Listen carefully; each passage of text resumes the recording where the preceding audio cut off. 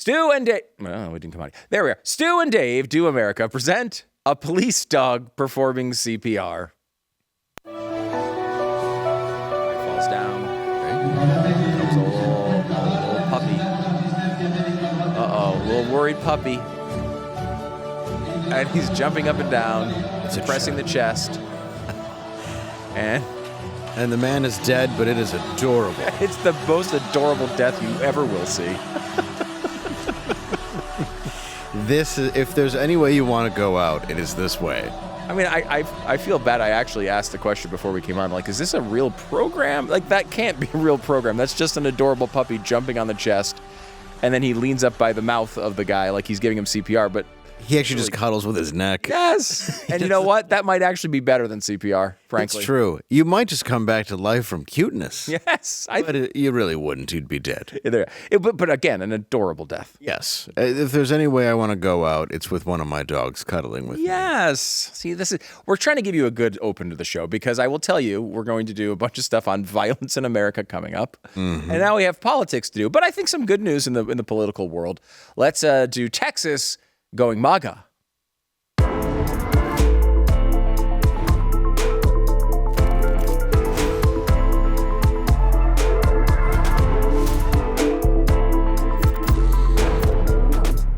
Head over to BlazeTV.com. Use the code Stu and Dave. Get $20 off your subscription to the program, and actually the entire network gets lots of great benefits. $20. The code is Stu and Dave at BlazeTV.com.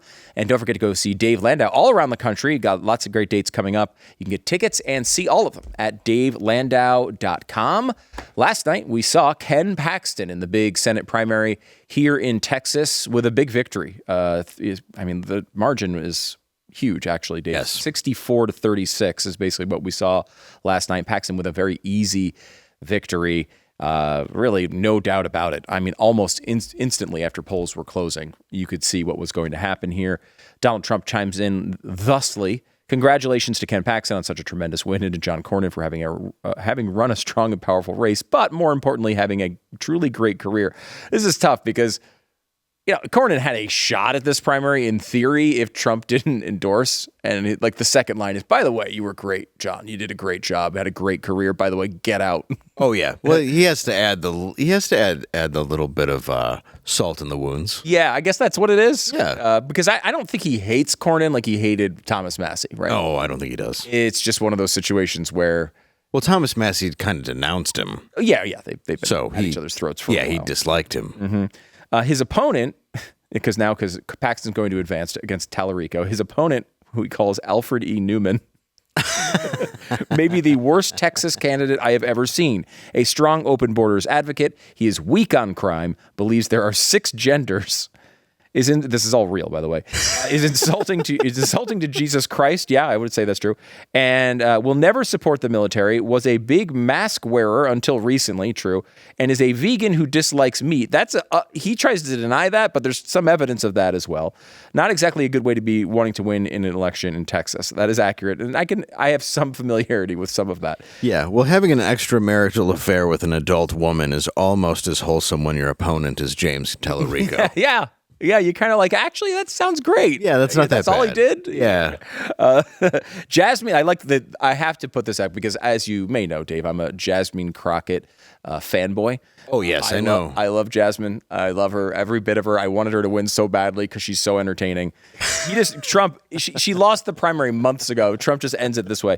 Jasmine Crockett, a very low IQ individual who is no relation to the legendary frontiersman Davy Crockett. Thank you for adding that. Which would have been weird. I mean, that would have been a weird lineage. But hey, who knows? It would have been. Mm-hmm. There's always a little bit of white in there, but you never know. You never know. You never know. He says that it's the wrong thing to say, right? But there is usually somebody who was in the lineage. Yes, I think we could have chosen to take that the wrong way, but we chose to just move on. It's true, though. It's true. There's always a little Ben Franklin in all of us. That's what I'm trying to say. Ben got around. He did. He's the man. Anyway, so Davy Crockett, no relation, in case you needed that information, but she would have been a far better choice for the Democrats I will do some nice, big, beautiful rallies for Ken, Texas. This will be fun. God bless America, President Donald J. Trump. So that's where that went. I did want to point out, we did a live stream. We do live streams for all of these election results as they kind of pop in. And we just cleaned up last night, Dave. You did a great job. Oh, thank you, man. I saw it was great. Oh, thank you. I appreciate it. I was doing my live stream with a ring light, but that's a different story Yes, altogether. that's but true. no, you did great. I saw that. Yeah, we had a kind of a building thesis that Ken Paxton was going to win this election, and we were going pretty big on that. We were recommending that over at predictableshow.com and on the live stream. And we went, as it got closer and then the endorsement happened, we went big on Ken Paxton winning by more than 20 points, which we could get at an 8% chance of happening. So it was actually over 1,000% gain in like a few hours. It's incredible. If this is a good place to watch. If you want to check this out, if you're interested in these prediction markets, if you just love politics, join us at predictableshow.com and watch it on the YouTube stream because, I mean, we've hit all these elections so far. 1,000% isn't every election. You're not going to get that every time. But we've been able to make money on all of these so far, and I think we'll continue to do it going forward. So not a financial advice show by any means, but we've done really well and would love you to join us. We're kind of building this thing together. We're doing this together, building our bankroll, Dave, for November. I like it. Yeah. I'm just going to give you some money. Yes. And you put it where you think it should go. And I will definitely get it back to you. Please do. Just so you know. I trust you. You should. Yeah. I'm just saying some, I could lose. And then it's, That's if you fine. happen to see me in Vegas after you give me the money, I don't always love question that when you go to Vegas. Hey, put this on black for me. Yeah, if I win, I'll get it right back to you. You did really well. You did really well. Sorry, 0%. I lost everything, but here's your money. Yeah, that happens all the time. Yeah. Our own Keith Malinak here at the Blaze does this all the time. Whenever I go to Vegas, he's like, "You got to put $48 on the Cincinnati Bengals to win the title." It's like whatever team. This wouldn't be the case this coming year, but it's whatever team is like the worst team in the league. Yeah, he does this like worst to first thing where he always wants to do that. And so you go there, you get him the ticket. What's funny about it is one year it was the Cincinnati Bengals, and I think they made the Super Bowl the year he did it. And he won like, I don't know if he won $10,000 or it was like that. I think he may have hedged out of it a little bit, but he did really, really well. Keith does these crazy bets. So next time you're going to Vegas, you're playing in Vegas, just know Keith's coming up to you. Oh, if he even had a chance to make that kind of money off of $48, I'll listen to him. Yes, exactly. I'll be like, trust me, just don't take the Lions. Yeah. Otherwise, don't place the bet. Gosh, I feel for you. I know. I like the Lions too. I don't So know. do I mean, of course you do, but yeah, I just don't. I don't pretend. No. I always bet against my teams because then at least I get paid for the pain if they lose. Well, exactly. That's the way you you feel do it. good either way. Exactly. So this is an interesting part of this election, Dave. Ken Paxton, I think, is seen as certainly the more MAGA candidate. Right. If that's the flavor that you like, is probably certainly the more aggressive. He's not an establishment guy, and he is, I think arguably, certainly on certain issues, much more conservative than John Cornyn. The argument with Cornyn was, hey, if we get into this race, and Tallarico is good, we'll get to that here in a moment. But Cornyn is much more reliable. He's a known quantity. He's not going to have any big scandals. Ken Paxton has had some issues. He's got a few. He's had issues. Why some Republicans are worried about Ken Paxton as a Senate nominee is the headline. And, for people who don't follow this stuff, or you're not in Texas, you just haven't followed politics all that closely on this, Ken has had a series of scandals, including, there's a corruption scandal, which honestly to me kind of seemed like complete BS. He went through an impeachment process, even though the Republicans were in charge. Again, in Texas, it's a little weird with Republicans because everyone knows you can't win as a Democrat.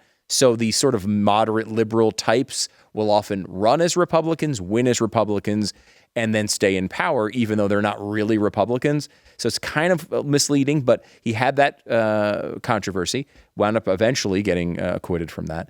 And Trump was a Democrat. Trump was a Democrat. That's true. Yeah. For a long time. And then Paxton also just recently split up with his wife. His wife accused him of infidelity on multiple occasions, and the actual term used was she was divorcing him for biblical reasons. Okay. So anyway, So he's a corrupt politician who's an adulterer? that's the accusation. Well, this would be a first. It's not exactly unique in our society these You think days. we could get through it? I think it's possible. Was he a more moderate liberal before? Paxton? Yeah. No, he's pretty conservative. He's always been conservative, right? Yeah. Okay, that's why I was confused. Okay. Yeah, because I figured he had to be conservative if he was still having an affair. Yeah, that is like quaint to today's. Yeah, usually, yeah, because compared to what it would be the other way, you go, wow, that one's dark. Yeah. This was like again an alleged affair with an adult woman, which is Right. I feel like a plus. Yeah, the fact that she's a grown up, like I said, is really not a bad thing. Sad though. It's sad we have to even clarify these things. Oh, it's very sad, but it's very important. Yeah. I say we could look past that. I think as long as he feels, you know what? I'm sorry, I shouldn't say feels. As long as he pretends to feel remorse for it, that's really what's important. I don't know how much pretend he didn't put a lot of effort into the remorse part of it. I think there's a situation here with him. Do we have a photo of the wife? This is what you need. This is what Dave needs. I'm just saying, if we could hear her voice, it would be easier for me to judge. Like, is she annoying? Okay, because I noticed this yesterday when we were talking about, I think it was Casey Anthony, and you're like, well, she's pretty hot for a murderer. Well, it's easier to let her off. It is a little bit. Does that matter? Like, if his new mistress was more attractive than his previous wife, certainly get points off. I do think that's how society reacts to these things. Sadly, yeah, I think if it's way too young and like way too hot, it's too much. There's a creepiness, right? There's a way too creepiness. But if it's like you upgraded 5 to 10%, it's perfectly acceptable. Now, I say this as a married man who does love his wife and wouldn't do that. Right. Well, she hopes. I mean, 5 to 10%, Dave. You're not exactly reaching. Who has the time? Yeah, that's true. And I just don't care. No, that's true. It's just. There was a time, of course, every adult male, you're a male, right? Yeah. I mean, that's long past for me. I can't even see the point where I cared about any of that crap anymore. No, it's why I wouldn't get testosterone. Right. I'm shooting GLPs into my leg to lose weight. They said your testosterone's fine. I said, thank God. Thank God, yeah. I don't want more of it. You have a reducer. Is there a testosterone reducer? I don't want any more of the devil's nectar going through my veins. Now, speaking, by the way, of a testosterone reducer, James Tallarico. Oh, yes, who is a human testosterone reducer. Yes. He is the opponent of Ken Paxton in this race. And there is this narrative nationwide. I was talking, we should Swalwell this guy. I'm just going to say it. Let's give this guy a good Swalwell treatment. I love that because I would not at all be surprised that he's touching people inappropriately. I will say I don't think they're moderately attractive 25-year-old women. I think it's a different group. I don't know what group it is. Allegedly, I don't think they're... Well, no, it's not allegedly. I don't think they're adults. All right, okay. Well, you're alleging that I'm allowed to think they're not. Yes, that's just that. If we say allegations, we mean Dave thought it because he looked at the pictures of James Tallarico and just assumed. Yeah. Because the theory nationally, Dave, from all the people in politics are like, well, this guy's a big challenger. Now, I think there is a real point to be made that this is a bad environment for Republicans. And anytime you have that, anybody on the Democratic side can win an election like this, even in Texas. It's possible. If it gets bad enough, it's possible. But James Tallarico is not a unique talent. And I do think that we're going to get into this race a little bit after the wounds of a primary heal. And Republicans and moderates even in Texas are going to be like, wait, you want me to vote for this guy? Let me show you an example of this, Dave, and see how if you react the same way I did. Here is a tweet from the Democrats, really excited about this big battle in Texas. Fired up, ready to go. It's time to take back Texas. And they post it with a big Texan photo of James Tallarico. Here is the photo they used. I mean, just looking at it, Dave, what's your reaction? Pete Buttigieg? Yeah. Is what I'm going to go with. First of all, he looks short. Now, again, we don't discriminate against short people. No, I'm short. Of course, here on but the program. There's a difference between short and a man and a guy who looks like he's modeling for a Kohl's Back to School catalog. And that's what I feel that I'm looking at right now. That is what it looks like in Texas. Texas. It's funny because the way he's standing, what it reminds me of, honestly, I had this reaction back in the 2024 campaign, and I must have said it 1,000 times on Glenn's show and my own show, which is like, there's a bit of with Tallarico, put this photo back up again if we can. There's a bit of a thing where it's like a Tim Walzian thing where like you should be able to look at this and know it doesn't work immediately. I don't know how to explain that exactly, but like this is not going to connect with people in Texas. Look at this guy. Well, he looks like an effeminate Southern dandy. Yeah. Like, that's the only way I can put it. Like, he sounds like he talks like that. Yeah. Like Zach Galifianakis in the that campaign. movie. Yeah. The campaign. Exactly. Like, you still mad that I wore Crocs to Mom's funeral? Come on, everybody. I'm bringing my broom because we're going to clean up Washington. By the way, what we going to do. Very underrated movie. Very underrated. A funny freaking movie. It's a really good movie. I would recommend Brian Cox as his dad is a perfect casting. Yeah. I will say, like, that's a great, like, if you're going back and you're, like, flipping through Netflix and you happen to pop by the campaign and you have nothing to watch, it's really funny. Really funny movie. Galifianakis is awesome in that movie. Yeah, I love that movie. But I just don't understand why you look at this guy and you just say, okay, think of this campaign. Think of how this plays out. You know, Paxton wins. The people who were on the Cornyn side are annoyed at that right now. So when you look at polls matching these two parties up, you look at it and you say, okay, well, the people who are Cornyn are annoyed at Paxton, and they're thinking, well, I might even vote for Tallarico, or maybe I'll just stay home. As we get to November, though, you start thinking about, do you really want this guy being a senator from the state of Texas? Let me show you a clip. You tell me, Dave, you think the people of Texas are going to embrace this? Watch. Something that you love that's not family or friends. I love, I'm just saying this because it's on my mind, the trans children who showed up yesterday at the state capitol to advocate for their humanity. They shouldn't have to, but it was an inspiration to watch. He has a pedophile haircut. Allegedly. Allegedly.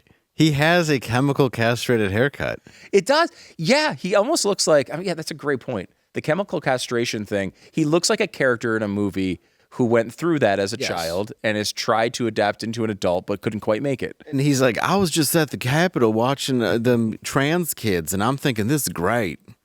I should have more trans kids that I can watch. I gotta say, I can't get enough of you doing that voice. I love it. I freaking love it.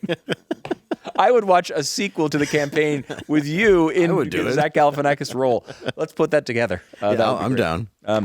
That's how he talks, though. I was right about his voice. You're right about his voice by looking at him. And this is what I mean. Like, I think you could look at Beto, who came off to me as, like, you know, very douchey, right? Yes. Like, but, you know, I mean, like, I think some people think he's a decent looking guy. He seems like a guy, and could be a normal guy. His shtick was very inauthentic, and it didn't work for Texas. Yeah. But this guy doesn't even have that. He looks like a character of a Wes Anderson movie. He does. He does have the... He really does. He does have that. Is this the guy being called Alfred E. Newman? Because it's spot on. Yeah, and you know, Trump also, you mentioned Buttigieg, also called Buttigieg Alfred E. Newman. He does have that very vibe. Similar. It's just a weird vibe that I just don't think is going to connect with the voters in Texas. Yeah, he's got the no tie as if that's the casual look, just kicking his little leg out. But he's also doing, Dave, the thing that, I wish we had this video. I know we're not going to be able to pull it up. That's fine. But the video during the Kamala day where it was like Men for Kamala, and there was like guys sitting on the back of the pickup truck trying to say like... Oh, no, we did a parody of it on Normal World. Yes, I remember this. Yes, Glenn walked by me when I was dressed like a leather man, wearing only a leather vest and no shirt. And that was before you changed for the shoot. I know. But it's true. Like that, you did a great parody of that, which is available still online. The actual line that you would have thought we made up for the sketch, but we didn't, it was from the commercial, was I'm giving my full-throated endorsement. That was just from the commercial. Just a quote. Just a quote. Okay, before we go, because this is going to be a long battle, going to have a lot of interesting twists and turns, so we'll get into that. I did want to mention, though, Al Green, not the singer, but the Democratic representative, was unseated by Christian Menifee in this Texas primary. And I bring up Al Green, mainly, you might remember him. He's a guy who's on media all the time. He loves the cameras. Yeah. He did this thing where he would walk out of the Donald Trump State of the Union. This is him last State of the Union walking out. I'll show you this video to remind you.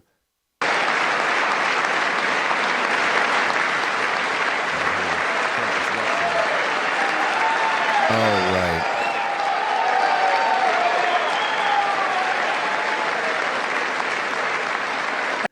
There we go. I hope you got the nice cough. Well, at least now he can resume his career as a Geico caveman. The haircut does kind of point to that direction. It's a bit rough, isn't it? I will say this: the beard, the trimming. I will say this: he did have one of my favorite moments in that particular State of the Union because Kane. This was the one where he brought a sign. It was if you remember, Trump, just to remind, Trump posted a video without probably even watching it, where there was an ape in the video portraying some African-American politician. I can't remember who it was. Okay. And so the big statement of that week, the thing of the week for the Democrats was, black people aren't apes. They're not apes. The Trump thinks they're apes. And of course, this is another dumb controversy that went away in 5 minutes. But Al Green decided to capitalize on this, which is what he does. And he brought in a sign that said, black people aren't apes. But he's so dumb that he used his right hand to hold the sign and covered the A. And so it said instead, black people rent apes, which I thought was the most unique accusation of our political year. Is that true, Dave? Do black people rent apes? And if so, for what purpose? It's possible. I don't know. Birthdays? Zoos, birthdays. There's at least a possibility. A lot of things. The one lady would rent an ape. Oh, I guess she owned an ape. It was she was white, though. It was the lady in Connecticut who had the ape from the Old Navy commercials. And then her friend brought over, she used to give it wine and Xanax. Really? Yeah, and her friend brought over a cake, and the fire scared it that was on the candles. So the ape went crazy and ripped her friend's face off. Oh, I do remember. She was the woman who got the first face transplant. And she looked like the first woman who had a face transplant. We have to take a break, but you have very strange knowledge just stored in your head. Yeah. Okay, we have Noah Rothman coming up. He's got a book called Blood in Progress about the left-wing violence in this country. It's stuff that you have to hear. We'll do it next. She's dead.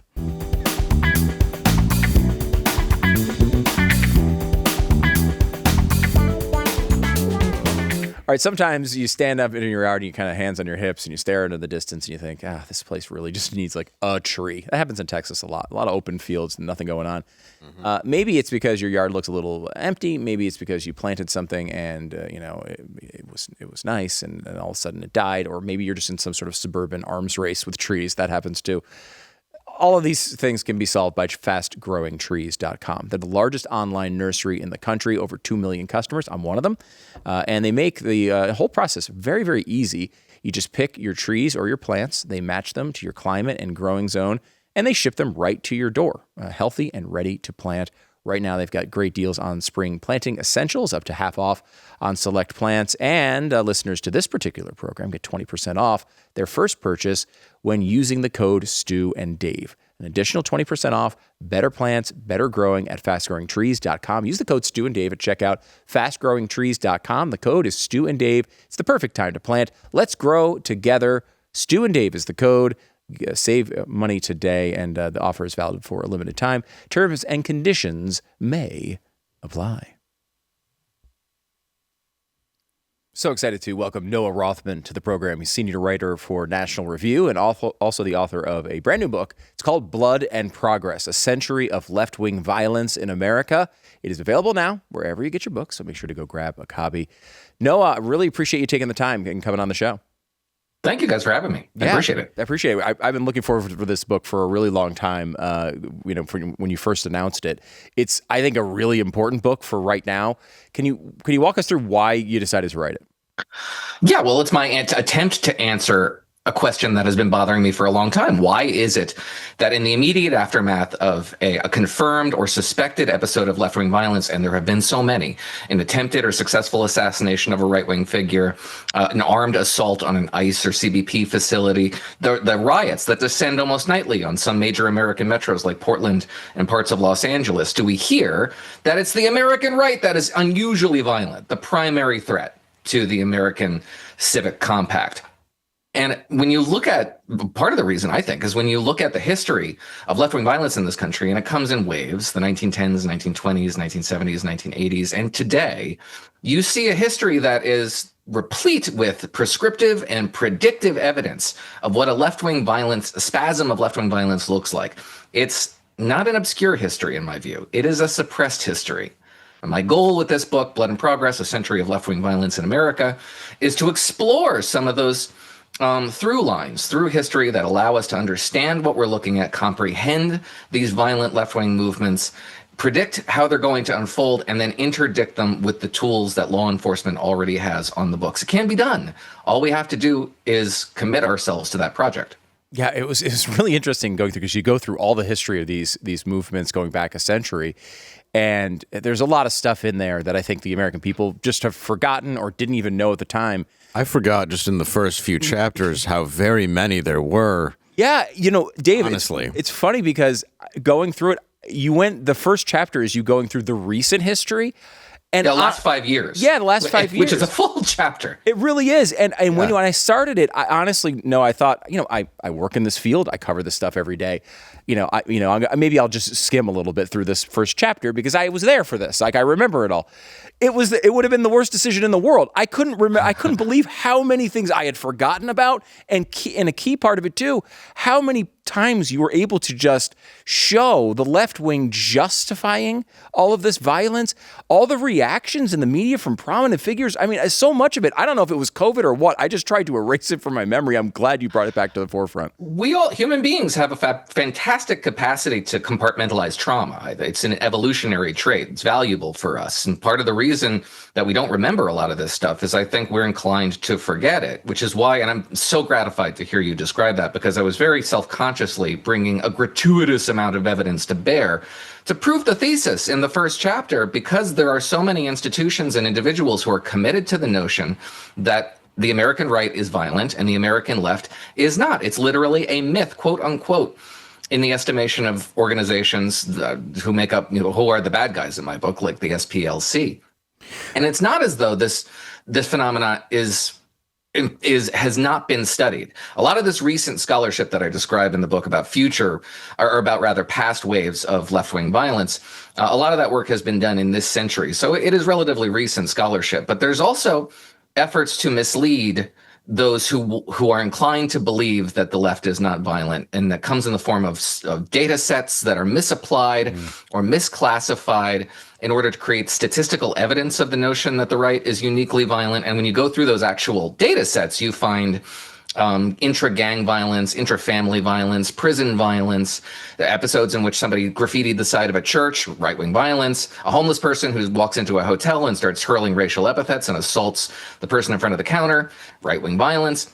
That's not what people mean when they think about political violence. Much in the same way that you have these data sets that purport to claim that there's hundreds of school shootings per year in this country, when what they mean is that somebody discharged a firearm on school property. And that's just not what people mean. So these data sets can be used to mislead as well, which is part of the reason why I don't tell the story in statistics. I tell it in stories and try to get in the mind of somebody who's engaged in deluded thinking such that they will convince themselves that an act of violence will beget positive social change. But there's also this document that was prepared for the Department of Homeland Security in 2021 that is really a smoking gun. It contends that the study of violent left-wing extremism in this country is shot through, A, with people who are involved in the movements that they're attempting to study, which renders the whole enterprise subjective, fatally so, and B, that there are intimidation campaigns experienced by people who study this stuff, social isolation from their colleagues, as well as the threat of physical retaliation for engaging in the study of left-wing violence in this country. We're never going to get our hands around the problem of political violence by only looking at one side of the equation, and too many are committed to doing just that. Yeah, have you seen it in the past, as much as it is now, when you're looking up all this stuff, the way that I like how you put it, because you use several examples of, okay, so, for example, AOC said, okay, I denounce this, but, and you used a bunch of examples where the term but was used, and Bernie was actually a good example when you said that, he had denounced Luigi Mangione. He said, but, insurance company and healthcare, they shouldn't be making these kind of profits. And you're looking at him going, yeah, but a public servant shouldn't be making these kind of profits. Like, you have mansions that are on, oceanfront property, but that's okay. Like, have you ever seen like such obvious backing of violence while they try to kind of disguise it? I mean, it's not a dog whistle. They're just saying this is bad, but this is the reason why it's perfectly okay and you should continue it. Yeah, right. And I don't know if they see it. Maybe they do, and they just manage to subordinate, a humane reaction, one that is a little bit more protective of the American civic covenant, to their desire to harness what they see as an organic, enthusiastic response to human sacrifice. That's what happened after the execution the alleged murder, I should say, because Luigi Mangione has not been convicted yet, but the murder of United Healthcare CEO Brian Thompson. And Bernie Sanders and Elizabeth Warren and AOC and Chris Murphy all came out with their condemnations of that killing, but then appended that really pregnant but on the end of it, which renders everything that came before perfunctory and dismissible. Right. So they're saying, but, and Bernie Sanders was really interesting because what did he say? He said, but everything's broken. The healthcare system is broken. The education system is broken. The election system is broken. The finance system is broken. This country is broken. And therefore, there should be revolutionary upheavals in order to restore or even create the social conditions that we want to see. And that wasn't, they weren't imagining the kind of enthusiasm that the murder of Brian Thompson exposed in, the darkest corners of the progressive ecosystem. It was available for all to see. His name was cheered on Saturday Night Live and at concert venues. Merchandise featuring the words he scratched into bullet casings sold very well. His face was etched onto prayer candles, blasphemously, I would add. All this stuff was indicative of an element on the left that regards, and it's this, again, a through line through history, that regards acts of violence like that as potentially galvanizing, as a sort of thing that could inspire a broader, perhaps even more violent movement, but one that is dedicated to revolutionary social change. You see this throughout history, a Marxian-infused, anarcho-socialist approach to using violence, direct action, the propaganda of the deed. It goes by many names.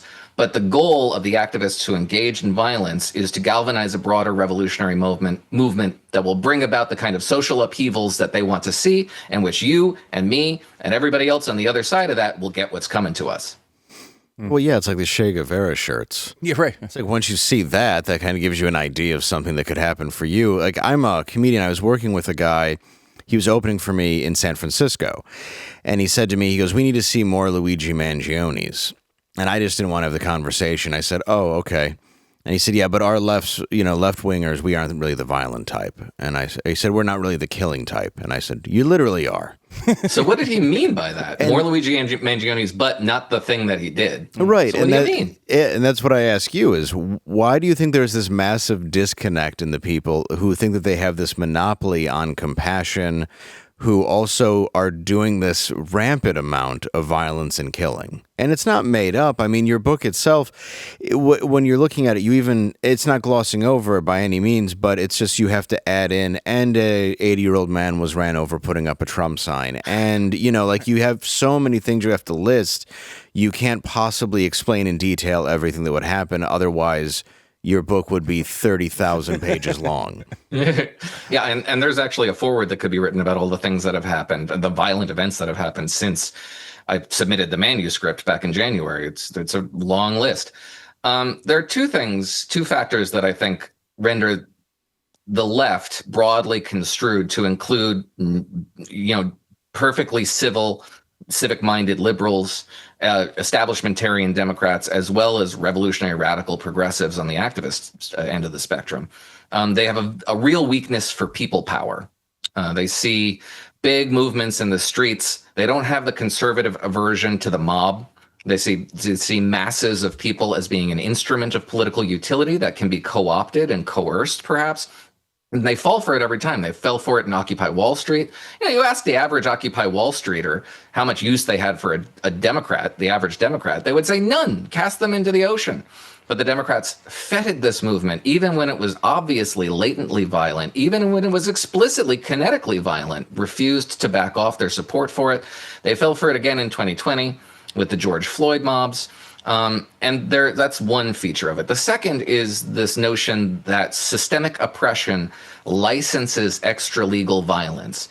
It's prescribed in law, of course, but there's sort of an overarching moral element to it that they find excusable to be charitable. And in their quieter moments where I think they're being perfectly honest with each other, they find it to be an expression of political zeal that has a romance about it that they think is actually quite admirable.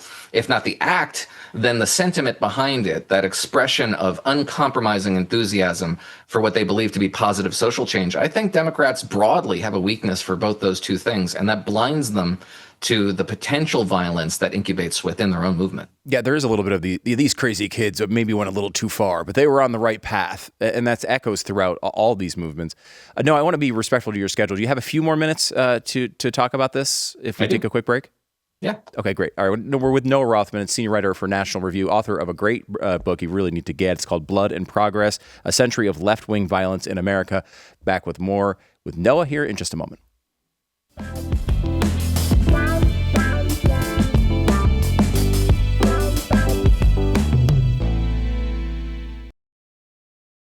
If you watched Glenn Beck over the years, you know some of these stories that are covered in Blood and Progress, a new book by Noah Rothman, one of which is this terrible bombing at Wall Street, which I remember going with Glenn and walking through Wall Street, and you could still see the pockmarks in the walls from the terrorist attack from all those years ago. Really is amazing. Yeah. The book is called Blood and Progress, A Century of Left-Wing Violence in America. Noah Rothman is the author. He joins us. Noah, I was thinking about this in a way of like, there are certain things that are difficult in life. Like I walk by a pizza that's sitting on the counter. I'm definitely grabbing the slice that I don't need. That's hard for me. It's really easy for me, though, to be able to say, if a right-wing person commits a violent act, it's super easy for me to say, screw them, throw them in prison forever. That is an easy instinct for me. I never feel this justification to say, well, they are right on lower taxes. That's never mind. And yeah. I entered the book with the idea of, I would love to know why this is so hard for them. Why the left why can't a normal, respectable politician just come out and say, look, I don't care about any of the insurance stuff. Obviously, a father shouldn't be murdered in the street, and that's the end of the story. But I would say your book makes a really good case that it's sort of part of the whitewashing, right? Like it's actually it's seemingly intentional by at least a lot of figures to try to rehabilitate. You talk about radical empathy in the book, try to rehabilitate these people so that there is this sort of tinge of violence or at least extremism that helps put the whole movement forward. Am I articulating that right? Yeah, I think that's fair. Something that I had written in an earlier book, Unjust Social Justice and the Unmaking of America, was this conception of intersectionality that the American left was very infatuated with, which had made the prospect of sister soldier moments, back in the day, making an example of somebody who was within your coalition, but slightly on the fringes of it in order to position yourself within the center of the electorate and reorient your tribe, your political tribe, towards that direction. And intersectionality has made that whole process impossible to pull off because the philosophy prescribes the notion that it's all interconnected. You can't alienate one faction, you can't dismiss one faction or even one member of one faction without dismissing everything, because it's all overlapping, it's all intersecting. And one of the things in this book, the final chapter, is dedicated to the degree to which I see disturbingly levels of, on the right, the incorporation of some theories of activist politics that were once exclusive to the left and are very conducive to violence.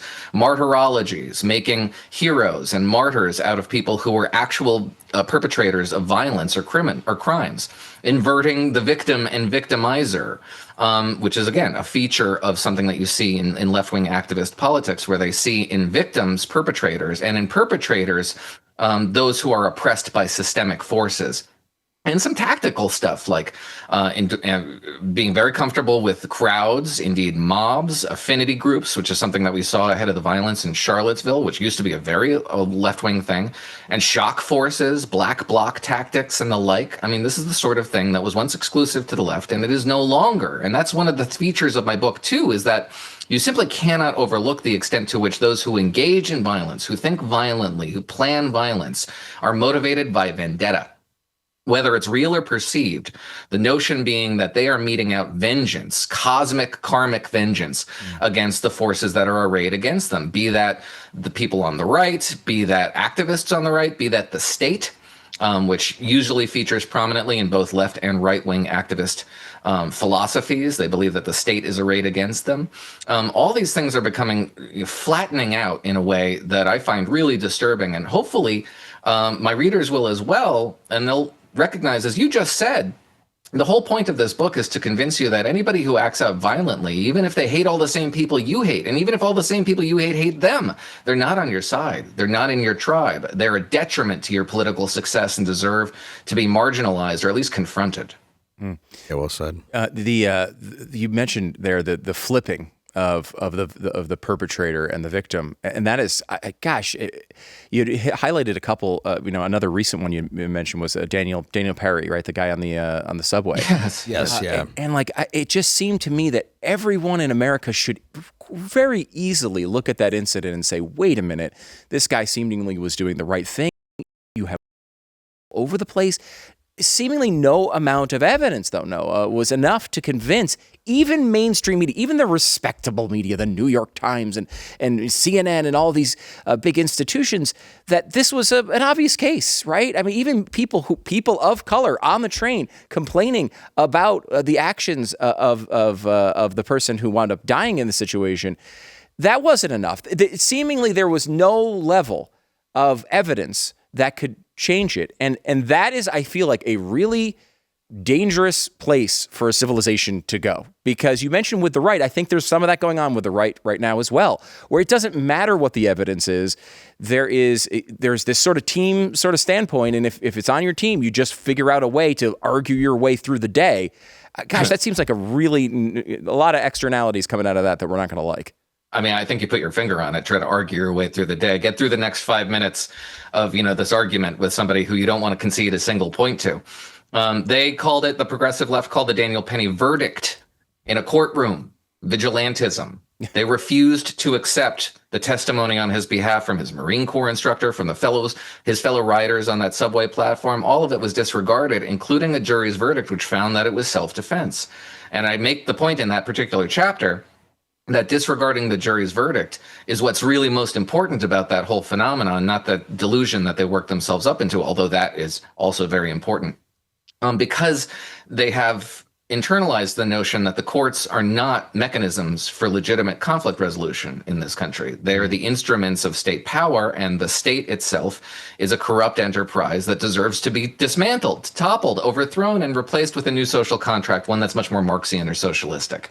And that gives you the Progressive Prosecutor Project, which we lived through over the course of the last 5-10 years even, in which victim and victimizer, those roles were inverted, and we just simply stopped prosecuting certain crimes, many of which were quality of life crimes, but by no means all. Many of them were violent offenses that we simply stopped prosecuting. And the fundamental philosophical idea there was that those prosecutions were invalid and illegitimate because the victim, in this case, the perpetrator, but the victim of all these conspiring forces, many of which cannot be resolved by the political process because they're so nebulous and ill-defined, and certainly not within the constitutional parameters of the Congress or the executive branch to adjudicate, that they see all of that as conspiring to create perpetrators who are just really rebelling against their circumstances. And those circumstances are pretty historically unfair, and we should have some sympathy towards their plight. This is what they talked themselves into. This is what they worked themselves into. And that's why we experienced quite a bit of crime, according to the people who are tasked with adjudicating crime. Jess Tisch, who's the police commissioner in New York City, said, we just stopped prosecuting crime. That's why you see so much crime.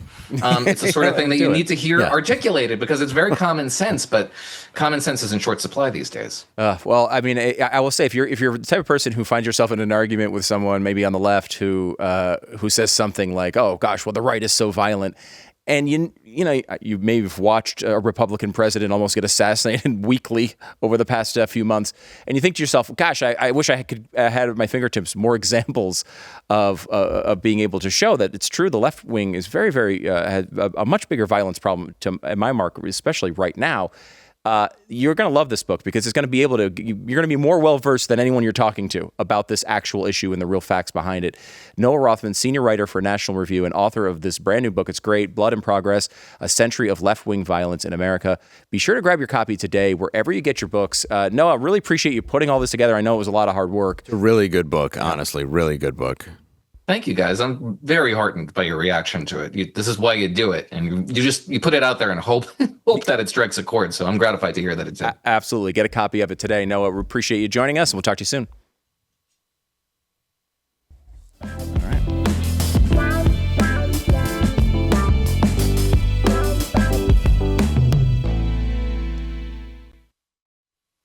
Well, join us, blazetv.com/Stu and Dave. The code is Stu and Dave, and the reason you put that in is to save yourself money. And there's no reason you shouldn't do that. You should save your money.